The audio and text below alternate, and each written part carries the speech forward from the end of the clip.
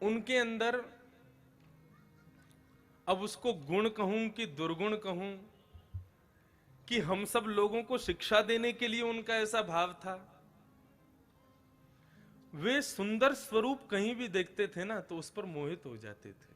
अब ये उनका गुण है दुर्गुण है कि हम लोगों को समझाने का भाव है, ये मुझे नहीं पता, लेकिन वास्तव में हम साधकों को यही मानना चाहिए कि इस बड़े जन जो हैं वो हमें समझाने के लिए ऐसी लीलाएं करते हैं। एक बार विल्लुमंगल जी किसी मार्ग में जा रहे थे, तभी वहां पर एक सुंदर मृगनयनी एक युवती घड़ा लेकर के जल भरने के लिए आई। अब वो जल भरने लगी, विल्लुमंगल जी की उस पर दृष्टि पड़ी और विल्लुमंगल जी ने जैसे ही उसको देखा स्तब्ध हो गए। ऐसा सौंदर्य, कुएं में से जल खींच रही थी, विल्लुमंगल जी वहीं जाके खड़े होकर उसके रूप को निहारने लगे। अब एक दो बार देखे तो चलो ठीक है, कोई भी सहन करेगा, लेकिन कोई इस प्रकार से टकटकी लगा करके देखता रहे तो सबको असहजता महसूस होगी। अब वो युवती थोड़ी देर तो उसने देखा संत स्वरूप है, प्रणाम किया, लेकिन जब विल्लुमंगल जी बिल्कुल ऐसे कभी करें कभी ऐसे करें उसके स्वरूप को देखें तो उसको असहजता लगने लगी। वो कभी अपना मुंह छुपावे तो घूम करके देखें। युवती बोली अब मैं इनसे तो उम्र में छोटी हूं, अब इनसे क्या बोलूं, मैं अपना काम करके यहां से निकलती हूं। तुरंत जल भर करके वो वहां से जाने लगी। थोड़ी दूर गई तो सोचा कि संत चले गए होंगे, पीछे देखा तो विल्लुमंगल जी खड़े हैं। ऐसे मोहित हुए उसके रूप में, सुध बुध खो गए, कहां जा रही है क्या करना हूं कुछ भी स्मरण नहीं, बस पीछे चलते ही जा रहे हैं उसके।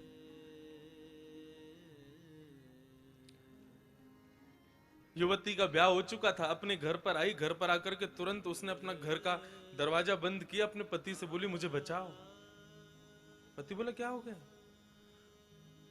बोले देखने में साधु संत का स्वरूप लगता है, कोई बड़ा साधक लगता है, लेकिन चरित्र का बहुत नीचा है, बड़ी कुदृष्टि से मुझे देख रहा है। पति ने कहा कुदृष्टि किसे कहते हैं?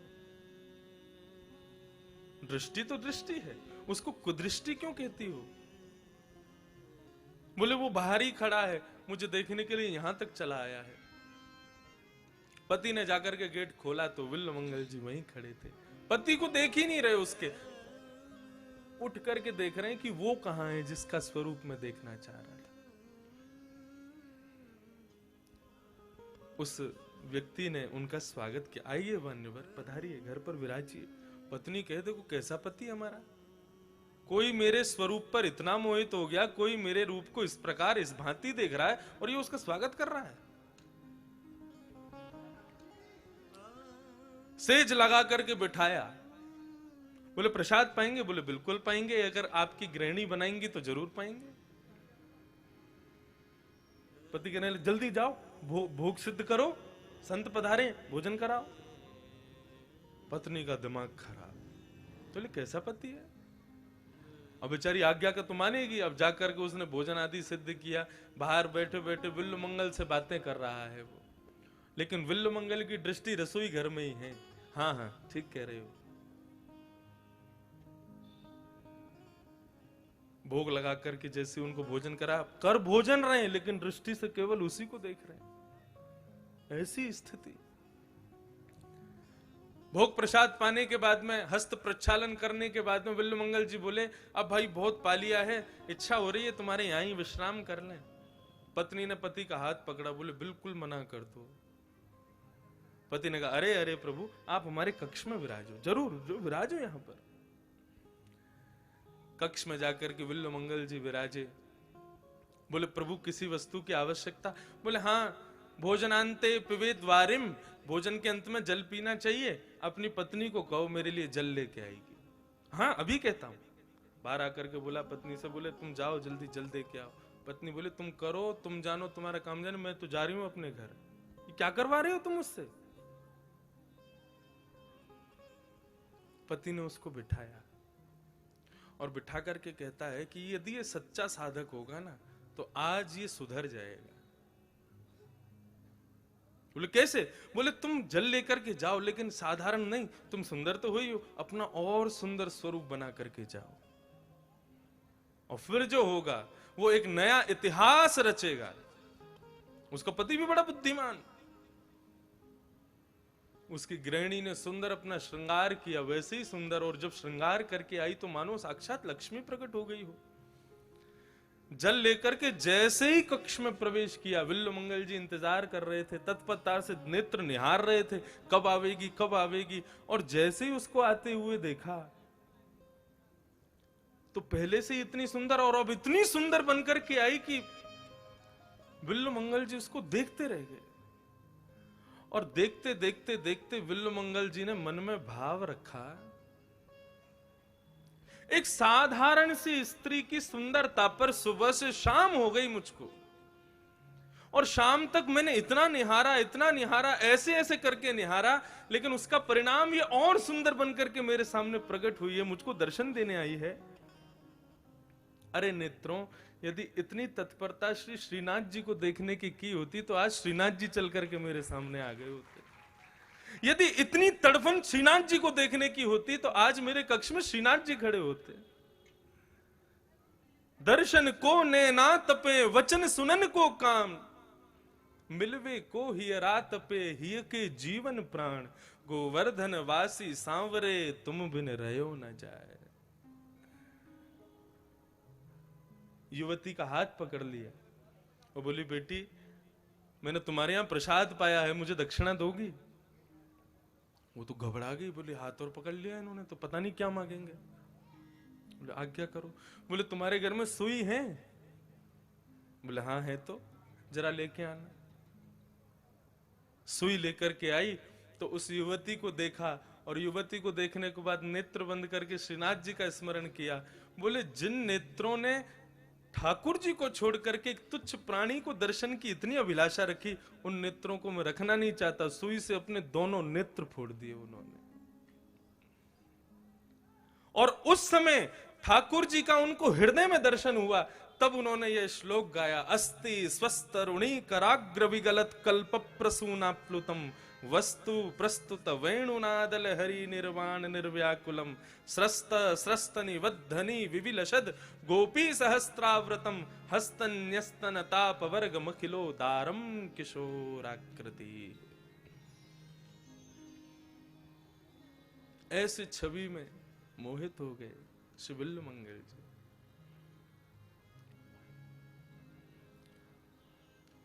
ये भगवान की कृपा ही है। वे कृपा करते हैं तो हमारे अवगुण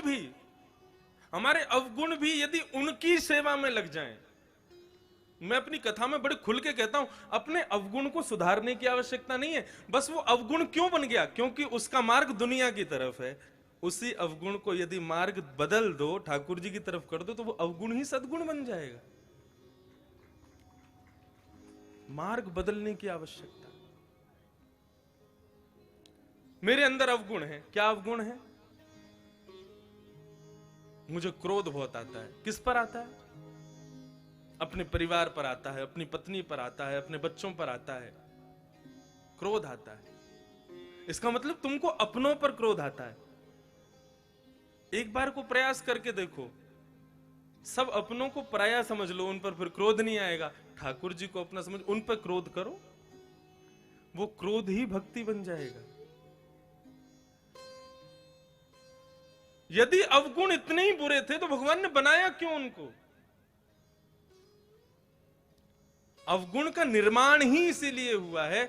भगवान की चराचर ब्रह्मांड में जितनी भी वस्तुएं हैं, जितने भी भाव हैं, भाव कुभाव अनख आलस हूं, नाम जपत मंगल दिस दस।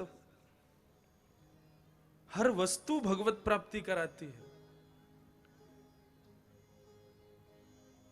गोप्य कामात भयात कंस, गोपियों ने भगवान को काम से पाया, जिस काम को हम लोग शत्रु मानते हैं अपना, लेकिन वास्तव में हमारे शास्त्र ने कभी भी काम को दैत्य नहीं कहा, सदैव काम को देव कहा है। क्यों? बोले गोपियां जो कि भक्ति की अग्रगण्य स्वामिनी हैं, उन गोपियों ने इस काम से ठाकुर जी को पाया। विचार करो, संसार की प्रत्येक वस्तु भगवान से मिलाती है। अपना मार्ग बदल दो, अपने अवगुण को मत छोड़ो। वो अवगुण ही सद्गुण बन जाएगा यदि उसका मार्ग बदल जाए। ठाकुर जी अविज्ञ हैं, अनविज्ञ नहीं है। लोग मंदिर में जाते हैं, ठाकुर जी के सामने 2000 के नोट निकाल के और ऐसे ऐसे घुमाते हैं। ये घुमाने का भाव ना पूरे शास्त्रों में कहीं लिखा ही नहीं है, लेकिन क्यों घुमाते हैं? पीछे वाले को दिख जाए कि 2000 की नोट से मैं इनका कर रहा हूं। सबको तो पता चल जाएगा कि तुम बहुत धनवान हो, लेकिन ठाकुर जी अविज्ञ हैं, वे सब जानते हैं। वाह, मैंने ही तेरे घर पे अपनी पत्नी को, लक्ष्मी को भेजा और मुझे ही चढ़ाने आया उसको। वे अनविज्ञ नहीं है। श्रीमद् भागवत के प्रथम श्लोक में ही सावधान कर दिया सभी साधकों को कि ठाकुर जी के आगे भूल करके भी कोई ऐसी बात मत कर देना जिसको तुम सोचते हो कि उनको पता नहीं चलेगा। वे अविज्ञ हैं, सब जानते हैं।